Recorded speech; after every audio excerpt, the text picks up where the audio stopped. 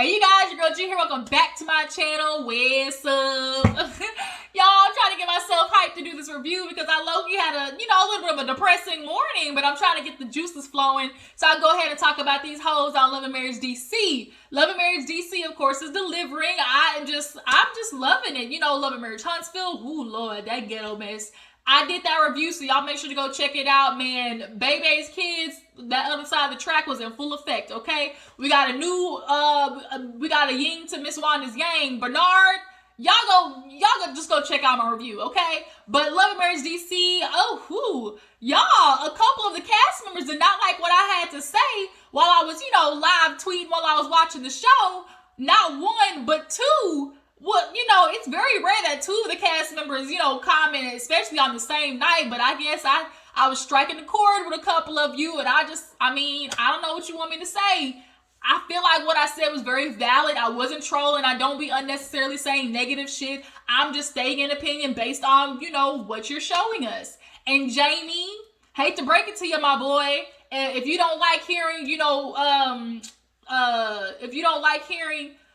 constructive criticism, then you might want to, change the channel, okay? Ashley, I really fucks with you. I do. I like your personality, which is why I'm not really ragging on you and, DJ Quick like I really could be. Because of all the couples, I might be slightly above them as, as the tragedy of it all. But there's definitely some issues that's going on that you were ignoring, okay? And we'll get into that, okay? But yeah, let's go ahead and talk about Love and Marriage DC and get into the damn thing, okay? So we open up the episode with Ashley, Tasha, Erana, and Winter. Winter, her little half-shaved head. She is, not feeling the fact that Ashley basically was coming at her a little scrong about being with a scammer, not knowing the information about him. I totally, agree with what Ashley was saying, the questions she was asking, because they were very valid. How do you marry a man and not know that he's still living with his parents? How do you marry a man and not know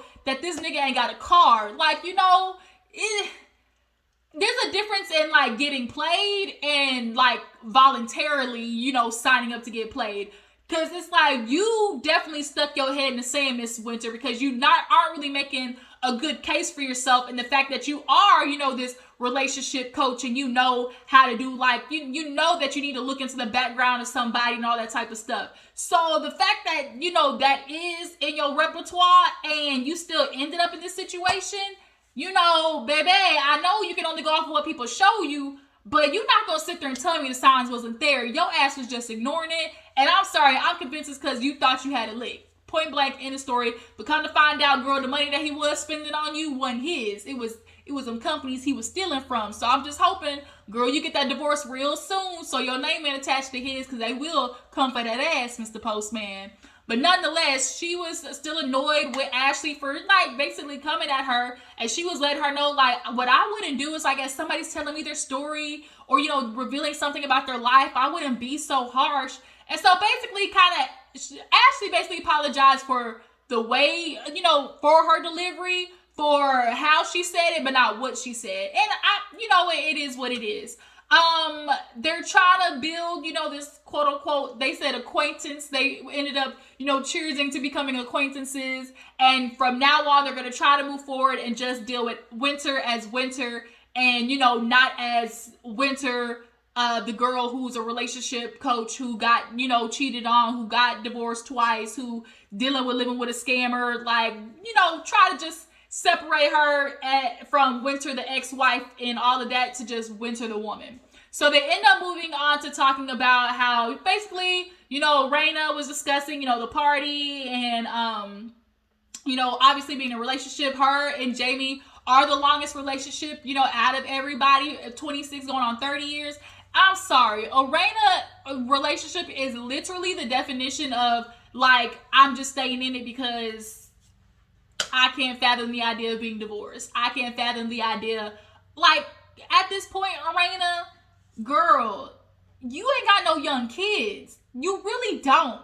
So it's the only thing that's keeping you there is comfortability and the fact that you're so used to the dysfunction.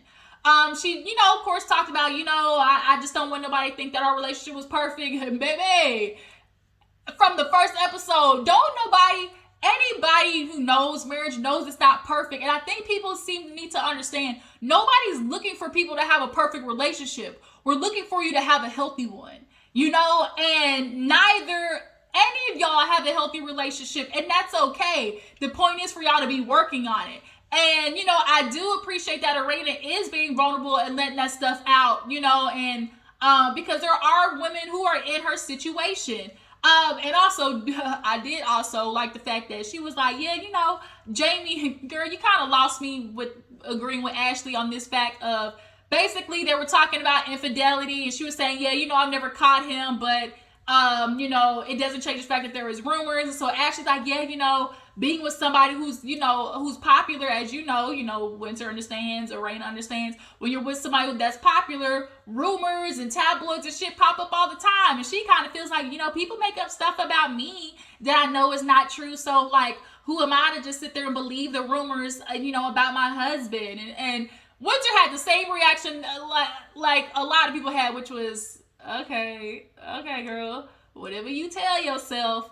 And that's what I actually ended up tweeting, because Ashley's like, yeah, you know, I don't check phones, I don't do DMs and emails. And Erana was like, yeah, I'm just like Ashley, you know, as long as I don't see nothing or hear nothing, or, you know, I'm good. And it's basically what y'all were admitting is they are the typical, this is what I tweeted, or, you know, basically the gist of it was, Ashley or Erana, y'all pretty much just admitted y'all are the as long as this bitch ain't calling me, as long as it ain't no, you know, ding dong baby getting dropped off at my door, then, you know, I'm good.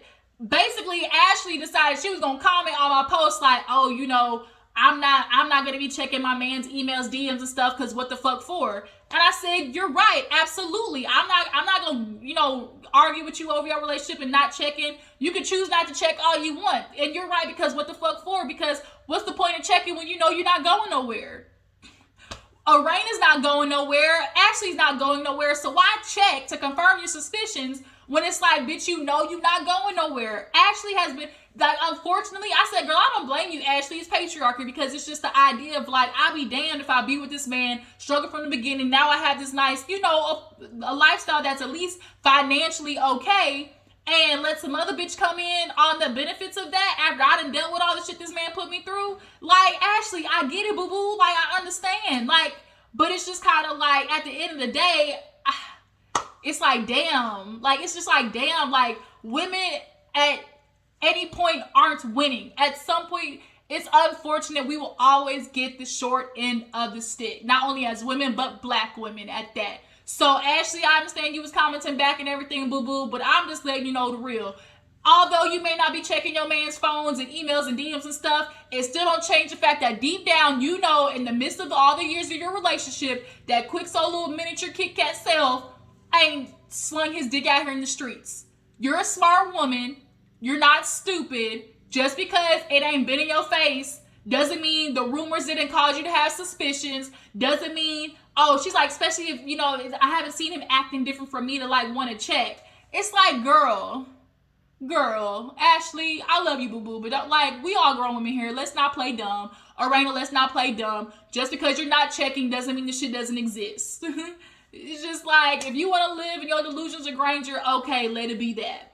But yeah, Erana, she pissing Jamie off because she laying it low, spreading it wide. But what I do, you know, want to give her, you know, like a good, just like, yeah, bitch, there you go. Like, just a yeah, bitch, there you go moment. The fact that Erana and Ashley both said, well, shit, we was going tit for tat. Like, that's what women need to start doing more. Nigga, you cheat on me, I'm gonna cheat on you back. And I know that sounds bad, but it's just like, I've just kind of gotten sick of women just like sticking to this box of like, oh, he does all this shit to me, and I'm just supposed to keep forgiving him because it's always like, oh, you know, I'm gonna be this ride or die woman. And it's like, these niggas keep doing it because they don't feel that hurt in their chest. You know, it hit different when a woman decides she gonna step out. It does. And hit a nigga where it hurt. Just give him a good, you know, little gut punch. You know, just give him a good, like, you know, little uppercut to the gut and start having these niggas act right, period. So moving on, we see a scene of Ashley, speaking of Quick, going to Quick's manager, and she's telling him, look, bruh, My husband, he working too much, and you know that, we all know that my husband needs to slow the fuck down. Basically, like Pinky said, hey, look, listen, I just slow the motherfucker down. You hitting the corners way too goddamn fast. Made me feel this yak and this $100 suit. Okay, she's basically telling, oh boy, hey, you need to slow the motherfucker down, quick. He's spilling all over my goddamn dress. Okay, it's a problem. Quick knows it's a problem. His manager knows it's a problem. She knows it's the same old story of, oh, it's his coping mechanism. And it's just kind of like, yeah, it's his coping mechanism. And one, but two, it's also an excuse to not come home and do the goddamn work that he feels he's too good enough to do. Which is a lot of what a lot of men feel like they're too good to do. They feel like they're too good to come home and take care of their fucking kids, clean the house, do housework. They feel like they're too good for that. They feel like this penis privilege is supposed to keep me from doing the dirty work. Like, because they're supposed to be up here and women down here. And I'm so sick of that. Men and women are equal. Just because you got a dick swinging between your legs does not mean that you are exempt from taking care of the kids that we went half on. We went half on these kids, but you want me to do 100% of the work. The fuck? Out of here. So he comes in, he's feeling like, wait a minute, these two talking, what's popping? And Ashley basically said, look, we've been through this, quick, I'm not doing this with you anymore. I've had it with you coming home, you basically sleep so we don't get enough time together. I'm always at home watching Lifetime movies and I'm seeing people go out on these, dates and stuff, and we don't have that. He was like, man, what you talking about? She was like, bruh, don't play. And then on top of that, she's like, every year, every couple of years, he has the same accident, falling asleep at the wheel. And it's dangerous. You've lived, and I think that's why Quick also feels like he's okay, because he survived so many times. When you start to survive so many things, you kind of low-key get this subconscious, like, invincible feeling. And I think that's what Quick is suffering from. I didn't survive, getting stabbed, shot, car accidents. And it's kind of like, bruh, like, he want to keep saying, oh, that's never going to happen. And she's like, you don't know. Y'all life is short. Like, you literally never know when you gonna get that touch by the Grim Reaper on that shoulder, and bitch, you be out of here. Because when he tapped that shoulder, ain't nothing you can do. And so it's like, how many times are you gonna keep putting yourself at risk for this fake idea that you keep telling yourself, oh, I just want to provide them the best life? Quick, cut it out. Cut it out. Cut it out. You have worked long enough and made enough money for you to be able to take a break. And you've garnished enough, celebrity, you've garnished enough, respect for your name that people will give you that time off. Like, you need to cut it the fuck out. Like, at this point, work is a scapegoat for him not wanting to come home and help with the goddamn kids, and the fact that he does not want to address his issues with both of his parents passing away, dealing with his childhood. Typical black man shit, But now he's sitting there telling her, well, I worked the hardest this year. Next year, we gonna be known for the most vacations. I said, okay, all right, nigga, okay. We'll see. We'll see. He's pulling some Marceau shit. To basically tell her, baby, we gonna take these family vacations. Oh my God, Ashley is Tisha. Oh my God, I just made a correlation. Y'all, Ashley is Tisha, just not as like bad of, the cheatation situation, but there definitely is a form of sticking her head in the sand that she's doing that reminds me of Tisha. And the complaining of, like, I need you to stop working, spend time with your kids. The fact that she literally looked at him was like, hey, so he's like, yeah, I got the CIAA. It was like almost like he ignored her. And it was like, so in the schedule, where does Ashley, like, where do your kids fit in? And Quick kind of looked at old dude like, yeah, where do they fit in? Like, nigga, save me. Like, nigga, help me. Like a Kevin Hart moment. And it's like, oh, your family ain't on your schedule. And it's like, don't you think that's a problem?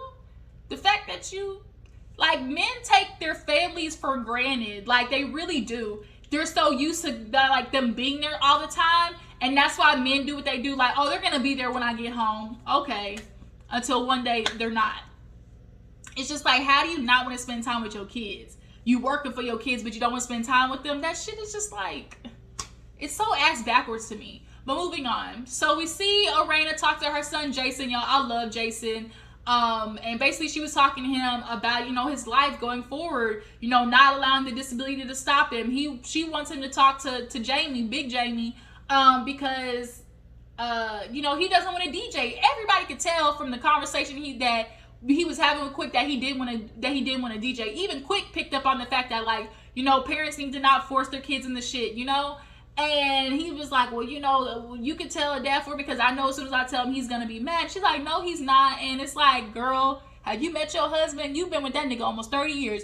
Your husband got anger issues. I've seen this man 3 weeks die and know that he got anger issues. Like, girl, he's controlling and has anger issues. He needs help. He's toxic and needs to go to therapy. And he ain't like the fact that I said that on Twitter. He gonna sit there talking about nigga, sign your ass into a therapy appointment. I'm sorry, you don't like it, go take it up with your therapist. Like I said, somebody give him Dr. Francis' number. Dr. Francis does amazing work, and maybe he can help you.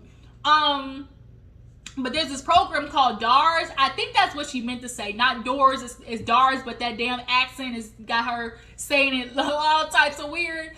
But I know DARS because I was a part of DARS. I've mentioned this on the show or on my channel before, or other people might have known. I was in a car accident when I was in high school that left me paralyzed. And basically I had to learn how to walk and stuff all over again. And so this program, DARS, basically was there for me and trying to teach me how to become independent again, you know, live and stuff like that. And so I resonate with Jayson on that. I know exactly what he's getting ready to go through. Like that program is so good and not only that, you know, Erana talks about how, you know, Jayson, you know, he still needs help with cooking and, you know, getting around and stuff like that. And that's what DARS helps with. They offer, you know, caretakers who can come in and help with those things while still maintaining some level of independence. So I'm super excited, you know, for Jayson with that, and definitely resonated with it.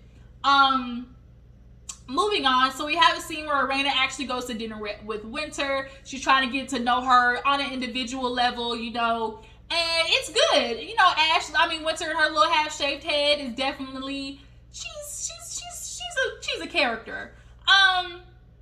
But yeah, basically, Erana starts asking her about, you know, so do you feel like you and Ashley are resolved? And Winter kind of felt some type of way, like, well, let's just keep it at that. If you want to get to know me. But I honestly do think Erana was just trying to do a check-in, like, okay, we had our last, you know, little dinner, and I just want to make sure that you're good. But nonetheless, you know, she's trying to get to know Winter outside of mentioning Kevin, because she's like, I know you're tired of everybody mentioning Kevin. And she was like, girl, am I? She was like, that nigga is starting to ruin my life, and I ain't doing it no more. And she started to reveal that she's celibate. I think she's celibate just because she ain't found no nigga she want to fuck yet, honestly. Like, a lot of women just accidentally fall into celibacy because it's like, oh, I ain't found the nigga I want to fuck yet. And I think that's what's going on with Winter. But speaking of sex, Erana talks about that because Ashley's like, because Winter was like, yeah, girl, like, I gotta stay away from sex so I don't go to jail. And when she said that, I was like, oh, so you the crazy bitch. Okay, you the subtle crazy. Everybody's been calling it out how Winter gives real subtle crazy, but she definitely looks like the one if you dick her down too good, when you hit that button, as you know, men like to say, if you hit that button on that woman, she gonna be outside your house giving real sugar in the tank tease. And Winter definitely gives, I bleach all your motherfucking clothes and call your mama house tease. And Erana's like, well, I wouldn't know, you know, because Jamie's the only person I've had sex with. And I was like, girl, that is sad.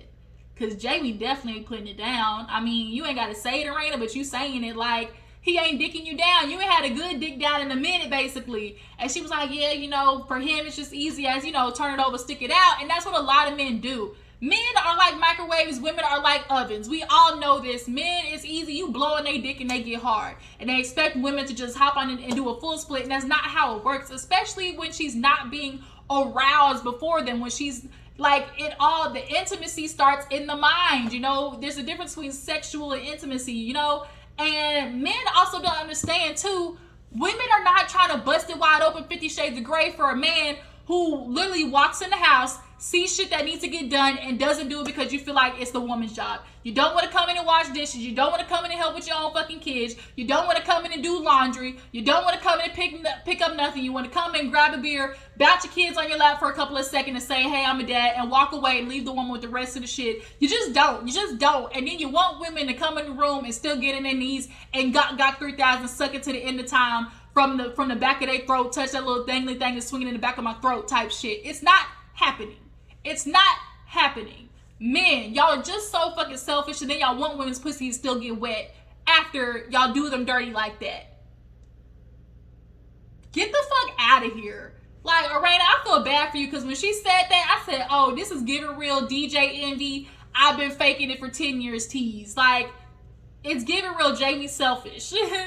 And so Winter was like, girl, I can give you a sex therapist. She was like, oh my God, like, yeah, that'd be good. And she was like, yeah, you know, we just definitely need that. You know, it's just kind of like his libido's up here and mine's down here. And honestly, your libido is down here because he's not doing nothing to just like, you know, make you a little hot in the pants, girl. Like, you're not getting moist no more for your man, and that's a problem. And she was like, you know, before she's, you know, never physically cheated, but she's emotionally cheated, as a lot of women do. She was feeling forgotten about, you know, not, you know, paid attention to. He go to work and want to pull the dumb nigga shit of like, oh, babe, couldn't answer your phone call. I'm sorry, the club was too loud. I was too drunk. I couldn't pick up. I fell asleep at the stop. All that stupid bullshit that men do. And Jamie looks at, he proved it. He's the typical, man, girl, you crazy. Man, you know, what you talking about? And that's more annoying because now you're trying to play me for dumb. We'll see the shit next episode. But yeah, Erana said that she, you know, was messaging the guy, but that was it. But overall, it was just kind of like, Jamie is an asshole. That's really what it is. I'm sorry, Jamie, you're an asshole, and you didn't like the fact that I was commenting and all that type of shit. But just wait, there's more for Jamie's ass. We gonna continue. So, matter of fact, Erana has a dinner with her kids, and she's like, you know what? I know Jayson needs to talk to her, you know, to Jamie, so I want to have the family together so I can kind of assist in that. So, first of all, she don't cook. The girl sprayed, god dang Pam spray in the pot. The mama looked at her like, where did I go wrong? Like, she was going like, what the fuck? So, they all come and sit down, and basically, you know, Raina starts letting Jamie know, hey, your son don't want to DJ. And Jamie about had a fucking fit. Man, you know, I just want to know my son can succeed. You know, all he started with I. All we heard was, I want to see, I want to know, I want to be able to show people that, oh, you know, my son's on this magazine, he's on this billboard, he's on this is I want to do. And it's just kind of like, but your son don't want to DJ, right? And I get it, like, you, out of love, you want your kids to succeed, but you want your kids to succeed at what makes them happy, not you happy. And it's very obvious he's very emotionally unavailable and dismissive, because how is it that all three of y'all's kids lack a like purpose and passion for something? And then it was obvious because we go from talking about, oh, what you gonna do with your life to make money and get out there, to, well, oh, what's plan B? How you plan on getting out there in social life? And Jayson's immediate thing was, oh, I'm gonna talk to girls. And I think that's what he feels. Yes, as a guy, you want to talk to girls, but like, it was just like, for that to be what he felt like his dad wanted to hear, you know, it's like this idea of like this fantasizing of, you know, dads wanting their sons to be like these ladies men. And the brother over there talking about, well, you know, you gotta have money to get girls. At least Jayson was like, bitch, I'm broke, you know, at least he could admit that. But it's just kind of like, y'all worried about money and girls. And that's what I said on Twitter. I was like, girl, you worried about the wrong fucking thing. First of all, you hard of hearing. Your son don't want to DJ, but yeah, here you go pushing. Well, I mean, DJ quick. I got a friend that got a studio. You can still go up there. And Erana, she backpedaling the pussy popping because she's like, well, do you want to go, Jayson, and just try it? No, he don't. Okay. And so now the daughter, she was like, well, damn, I wish I had this conversation, because I low-key felt like I was doing shit for y'all too. Like, I don't know what I want to do with my life, but I just know, like, I want to be passionate about something. And that just really says, like, how all three of your kids, like, haven't found, like, that thing, aren't motivated to find that thing. Like, Erana and Jamie, y'all got some reflecting y'all need to do. This show is really good for y'all. Yeah, Jamie wasn't liking what I had to say. He actually told my ass to go to bed. I said, I know you fucking lying, trying to come at me. I said, now look, because I like Erana, I'm not going to get into you the way I can. But you want to talk about me going to bed, but from what I see, the real person who need to be taking their ass to bed is you. Moving on. So, date night we see between Jamie and Erana, Ashley and Quick. And, you know, they've been trying to have a little date night. Quick was like, man, we do a date night every week. And she was like, nigga, when was our last date night? He was like, you know, a few weeks ago. She was like, oh, yeah, we have a date night every week. But our last date was a few weeks ago. So, Jamie tells Quick, hey, my son don't want to DJ. And Quick was okay. He was like, look, bro, your kid's got to be passionate about something. Yeah, he may love music, but that's different than, you know, wanting to DJ. And I appreciate the conversation that he gave Jamie, because it's like, bruh, like, get yourself out of his life. Like, let him figure out what he wants to do, and then you help facilitate that. He wants to work for Apple, and I'm sure this platform is going to help allow that to happen, but it's like, you need to help what he, you know, pushing the way he's passionate towards, you know? So then Erana started talking about her conversation with Winter. And she was like, yeah, you know, I was telling Winter about, you know, us and date night and everything. And she offered up, you know, a sex therapist. And Jamie, the minute Erana started talking about shit he do not like, in particular how he can do better in his marriage, he started getting a little quiet. He started giving her that look of like, really? Is this what you, like, you got to do this right now? And he felt like they don't need a sex therapist. I was like, yeah, you may not need a sex therapist, but guess what? It ain't just about you, nigga. Your wife is not pleased, okay? And you want to sit there and act embarrassed about not being able to please your wife because you, just like DJ Envy, thinking that you daddy long leg, dicking your woman down, but in fact, you are not, okay? In fact, your woman has been faking it. In fact, your woman has not been pleased. And a sex therapist, the fact that you feel like you don't need one, and like you're not listening to your woman basically scream, hey, I need more from you. I need the romance. I need the foreplay. Not just, hey, babe, turn it over. Let me fuck you from the back. Like, the consideration is just lacking. And so, so then Quick asked, like, well, dang, y'all sex life like that? And it's not necessarily about, every married couple goes through a sex rut where it's like, oh, you need to spark some things up. But then not only that, you know, she started talking about like the infidelity, because she told one or two, it's like she sometimes blamed herself, you know, because I wasn't there for him, I wasn't available. And it's like, girl, like, that's the fact that she immediately goes to her. Like, I'm wondering what Jamie has told her in the past. He looks very verbally abusive. I can tell he is. He's very emotionally and verbally abusive. I hate to say it, bruh, you are. And she puts that on her. Oh, he's out at night because I'm not giving him none. But you're not giving him none because of his lack of, you know, compassion for you. A lot of men, Martell's doing the same shit. Well, you wouldn't give me none. Men, your woman's not just giving you none for no reason. You need to ask myself, dang, what am I doing to where my woman don't want to hop on my dick no more? Because women are just as much into sex as you are, but it takes some stimulation. But see, the thing is, men don't want to work to stimulate their woman because sex is about them. Patriarchy tells them sex is about them, you know? So Jamie, go get some help. Not only do you need a regular therapist for your mind, but you need a sex therapist because that dick ain't dicking. Hate to break it to you, bruh. And so now Jamie feel like, man, you know, sometimes I just feel like, you know, Erana, when she get to that point, she like to run her mouth, and, you know, he basically one of those, oh, what happens in the house stays in the house ass niggas. And it's just kind of like, you do know that you signed up for a reality TV show, right? Like, how you talking about don't spread our business when you on reality TV?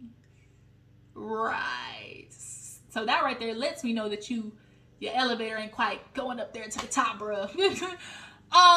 But yeah, Ashley and Quick is just kind of like, yeah, y'all need to fix that. And Erana's trying, but Jamie feels like he's above reproach, obviously. And we see that just in confirmation for the next episode. But last but not least, we see Monique. The fact that Monique and Chris are just now getting back from Africa and they were able to maintain a whole episode without them, like, goes to show, like, Monique, girl, you may be in trouble. But yeah, so they get back and they're talking about the trip, and Monique gets to the confrontation. she talking about, well, did you have an awakening? Did you have an aha moment? You know, I always feel like I was looking for an aha moment, you know, while we was down there. And he was kind of like, no, not really. And that pissed her off. And it's kind of like, Monique, I think I get the frustration, but don't allow your frustration to overshadow the message that you're trying to get to your husband. And I get it's like she's screaming for that emotional connection. And she's like, I feel like I'm always surface level with you. Like, I can't get any, you know, deeper with you. And it's like, I'm your wife. You're supposed to be vulnerable with me. And Chris is telling her, I honestly do think Chris thinks he's being vulnerable. But everybody, connection language is different. Your love language is different. So, yeah, to you, it may be coming off that way. But to me, it's not. And that's why so many people, you know, in marriages do struggle, because y'all's paths are not wiring, you know, they're not going together well. And the communication between these two is awful. Like, Chris tries to talk, Monique over talks him, but then ain't necessarily listening to what he's saying, because, girl, sometimes he low-key be do agree with you, or like is trying to explain to you why he feels a certain way, but because it doesn't sound the way you want it to sound, you want to get upset. And I agree with Chris. Like, Monique is looking for me to have this like soul-searching spiritual awakening moment, and because it's happened for her and it's at a certain thing for her, she wants it to be the same for him. And that's not how everybody's journey works, Monique. Everybody's journey is individual to them. And so it's like, I think when Monique hears something that she's already put in her head that she needs to hear from Chris, and when she doesn't hear it, like, she goes off. You know, and it's just kind of like you're kind of losing a battle. You're not really helping Monique. I'm sorry. You're just not. Chris is a man also as well who feels like he doesn't have to do much, because he feels like, well, damn, I ain't got no extra babies. I don't be cheating. I got the money to support my kids. Like, we good. And so a part of him, I think that also allows him to be, you know, lazy in other aspects that he knows his wife wants. But because he feels like, man, I'm good in those departments. I ain't bad as these other niggas. I help my kids. That means like he's above having to do the other shit that his woman is asking for. And that's just not true. So now Monique's pissed off. She want to throw a little bitch fit. You know, she's like, basically, like, he's trying to change the subject, talking about the mama. And she's like, I'm good. You know, we ain't got to talk about it. He was like, man, fuck it then. So he goes off. He was like, what am I supposed to do? Like, I'm trying to talk to her because she didn't hear, you know, just because she didn't like what I had to say. Now all of a sudden she want to shut down on me. And now they start having this argument of like, oh, you know, you need to break down your walls. And she's like, no, you need to beat them down. And it's like, well, no, Monique, like, you need to, just as much as you want him to come to you, you also have to be welcoming. And that's sometimes where a lot of women mess up, because you're forgetting to be welcoming to what he's doing too. And because you have built that wall, you're not really seeing that, oh my God, like, I want him to come to me as if I'm a safe space, but are you giving off the energy as you being a safe space? And right now, Monique, you're not. But that was where the end of the episode was. You tell me what you think, you guys. This review went a little bit long. I hope you guys stayed through it. Tell me how you feel about Jamie and, you know, his antics with his family. Do you feel like Jamie got some issues that he's just not admitting and Erana's not admitting? Do you guys feel like Erana actually low-key admitted, basically, bitch, if I don't see it, you know, I'm good, you know, type women? How do you guys feel about Monique? A lot of people are saying that Monique is kind of turning everybody off, you know. Do you guys feel like she's a good addition to the show? Maybe she didn't turn out to what y'all thought it would be. But yeah, y'all drop down in the comments and let me know how you feel about the show. I appreciate y'all for tuning in. Shout out to Jamie and Ashley. Y'all check out my community page to see what they had to say about my comments. But I will check you guys later. Deuces.